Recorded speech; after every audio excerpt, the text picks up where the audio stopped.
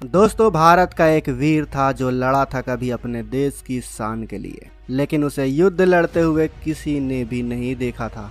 वो एक जाबाज सैनिक था जिसके आखिरी शब्द थे, यही मरूंगा लेकिन वापस नहीं लौटूंगा। दोस्तों, आज से 61 साल पहले समय था 1962 का। भारत चीन सीमा पर युद्ध छिड़ा हुआ था। तभी एक जाबाज ने ऐसा कारनामा किया कि आज भी इनका नाम सुनते ही सीमा पर बैठे चीनी सैनिकों की रूह कांप जाती है। आज भी वो सैनिक सीमा पर अपनी ड्यूटी कर रहा है, मगर हैरान करने वाली बात यह है कि उस जवान को शहीद हुए आज 61 साल हो चुके हैं। आखिर ऐसी क्या वजह रही कि आज तक उस सैनिक को रिटायर नहीं किया गया है? वेतन भी मिलता है, छुट्टियां भी दी जाती है। आज वो जवान राइफलमैन से कैप्टन बन चुका है। आखिर क्या कहानी है भारत के इस वीर पुत्र की, और वो दो लड़कियां कौन थी जिन्होंने युद्ध के दौरान सरहद पर हमारे इस सैनिक के साथ मोर्चा संभाला था? जानेंगे पूरी कहानी, लेकिन वीडियो के आखिर तक बने रहें दोस्तों। वीडियो का एक एक पल रोमांचक होने वाला है। दोस्तों, ये कहानी उस जवान की है जिन्होंने जाते जाते ऐसा कारनामा किया जिसे भूले नहीं भुलाया जा सकता। ये अकेले सीमा पर करीब 3 दिन के भूखे प्यासे होने के बावजूद भी सैकड़ों चीनी सैनिकों से लोहा लेते हुए उन्हें 1 इंच आगे बढ़ने नहीं दिया। हम बात कर रहे हैं जसवंत सिंह रावत की। 19 अगस्त 1941 को उत्तराखंड के पौड़ी गढ़वाल जिले के बदायूं में जसवंत सिंह रावत का जन्म हुआ था। 17 साल की उम्र में ही वह सेना में भर्ती होने चले गए थे, लेकिन तब कम उम्र के चलते उन्हें नहीं लिया गया। हालांकि 19 अगस्त 1960 को जसवंत को सेना में बतौर राइफलमैन शामिल कर लिया गया। 14 सितंबर 1961 को उनकी ट्रेनिंग पूरी हुई। इसके 1 साल बाद ही यानी 17 नवंबर 1962 को चीन की सेना ने अरुणाचल प्रदेश पर कब्जा करने के उद्देश्य से हमला कर दिया। साल 1962 चीनी सैनिक भारत की जमीन पर कब्जा करते हुए हिमालय की सीमा को पार कर अरुणाचल प्रदेश के तवांग जिले तक आ पहुंचे थे, और ये जगह थी न्यूरा लोंग की पहाड़ी। ये पहाड़ी 14,000 फीट की ऊंचाई पर थी। भारत चीन सीमा का यह इलाका युद्ध क्षेत्र में तब्दील हो चुका था। चीनी सेना बड़ी तादाद में धीरे धीरे आगे बढ़ रही थी, लेकिन गढ़वाल राइफल की इस भारतीय टुकड़ी में काफी कम सैनिक मौजूद थे, जिस वजह से चीनी सेना हमारे सैनिकों पर हावी होती जा रही थी। इसलिए भारतीय सेना ने गढ़वाल यूनिट की 4थी बटालियन को वापस बुला लिया। गढ़वाल पलटन वापस लौटने को थी, लेकिन इस यूनिट में शामिल जसवंत सिंह, लांस नायक त्रिलोकी सिंह और गोपाल गुसाई ने लौटने से साफ इनकार कर दिया। इन्होंने यह ठान लिया कि हम आखिरी खून के आखिरी कतरे बहने तक अपने दुश्मनों का बहादुरी से सामना करेंगे। इसी मिट्टी में मिल जाएंगे, लेकिन अपने दुश्मनों को पीठ नहीं दिखाएंगे। एक तरफ जहां हजारों की संख्या में चीनी सैनिक थे, तो दूसरी तरफ बंकर में छिपे सिर्फ 3 भारतीय सैनिक। चीनी सेना सीमा पर हर तरफ हमारे सैनिकों के खिलाफ हावी हो रही थी। असल में दोस्तों, चीनी सेना ने अचानक से सीमा पर हमला कर दिया था। उनका मकसद था अरुणाचल प्रदेश को अपना बनाना। चीनी एडवांस हथियारों से लड़ रहे थे, जबकि हिंद की सेना यानी हमारी सेना हिम्मत और अपने हौसलों से इनके एडवांस हथियारों का सामना कर रही थी। अब तक दुश्मन की गोलियों से हमारे कई सैनिक अपनी जान गंवा चुके थे। अब गढ़वाल यूनिट का ये शेर अकेला बचा हुआ था।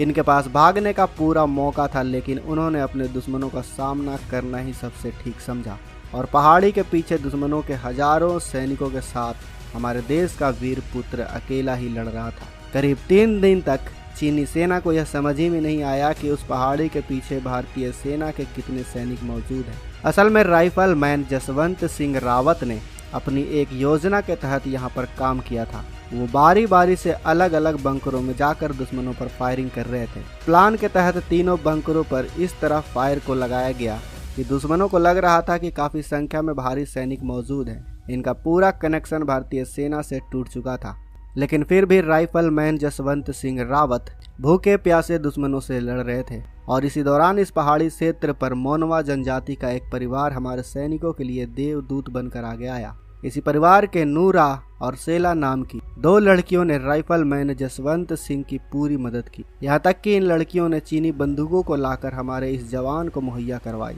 दोस्तों, असल में पहाड़ी लोग काफी बहादुर होते हैं। साथ ही ये लड़कियां उस पहाड़ का चप्पा चप्पा बिल्कुल अच्छे से जानती थी। इस तरह एक सैनिक और 2 लड़कियां सीमा पर चीनी सैनिकों का अकेले ही सामना कर रहे थे। तब तक इन्होंने चीन के 300 सैनिकों को मौत के घाट उतार दिया था। लेकिन एक रात जब नूरा हमारे जवान जसवंत सिंह के लिए खाना लेके जा रही थी, तब बीच रास्ते में चीनी सैनिकों ने नूरा को देख लिया और तुरंत ही नूरा को घेर हमारे इस अकेले जवान का राज भी उगलवा लिया। चीनी सेना ये समझ ही नहीं पाई थी कि पहाड़ी के पीछे से लड़ने वाले जवानों की तादाद सिर्फ एक ही है। ये जानकर चीनी सेना काफ़ी हैरान थी कि इतने दिनों से सिर्फ एक ही भारतीय जवान इस कार्रवाई को अंजाम दे रहा था। उन्हें यह राज पता चलने से पहले ऐसा लग रहा था कि पहाड़ी के पीछे भारतीय सैनिकों की तादाद उनसे काफ़ी ज़्यादा है। लेकिन अब राज पता चल जाने के बाद चीनी सैनिकों ने जसवंत सिंह को चारों तरफ से घेर लिया। लेकिन फिर भी जसवंत सिंह बहादुरी से लड़ रहे थे। मगर दुख की बात यह थी कि अब तक हमारे इस जवान को भारतीय सेना का बैकअप नहीं मिला था, क्योंकि उस वक्त हमारा इंफ्रास्ट्रक्चर काफ़ी ख़राब हालत में था। यही कारण था कि हमारे जवानों को सही समय पर पहुंचने पर काफ़ी दिक्कतों का सामना करना पड़ रहा था। अब चीनी सैनिक हैवानियत पर उतर आए थे। उन्होंने जसवंत सिंह को जिंदा पकड़कर उनका सिर काट कर चीन ले गए। लेकिन बाद में चीन ने भी हमारे इस सैनिक की बहादुरी पर गर्व किया और सम्मान के साथ इनके सिर को भारत पहुंचाया।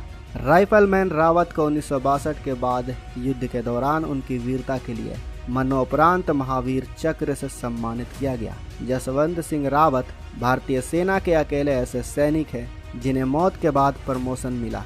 पहले ये नायक, फिर कैप्टन और उसके बाद मेजर जनरल बने। इस दौरान उनके घर वालों को पूरी सैलरी भी पहुंचाई गई। आपको बता दें कि अरुणाचल प्रदेश के लोग उन्हें आज भी शहीद नहीं मानते। उनका मानना है कि वो आज भी हमारी सीमा की सुरक्षा कर रहे हैं। तो दोस्तों, जिस वीर बहादुर सैनिक की बहादुरी पर हमारा दुश्मन भी गर्व करे, वैसे बहादुर सैनिक पर हर भारतीय को गर्व तो होना ही चाहिए। अगर इस वीर बहादुर सैनिक की कहानी को सुनकर आपको भी गर्व हुआ हो तो इस वीडियो को लाइक और कमेंट बॉक्स में जय हिंद जरूर लिखें। बाकी अगर इस कहानी को आप अपने दोस्तों के साथ भी शेयर करना चाहते हैं तो शेयर बटन पर क्लिक करके फेसबुक पर, व्हाट्सएप पर, यूट्यूब पर शेयर जरूर करें। मिलते हैं अगले वीडियो में। जय हिंद।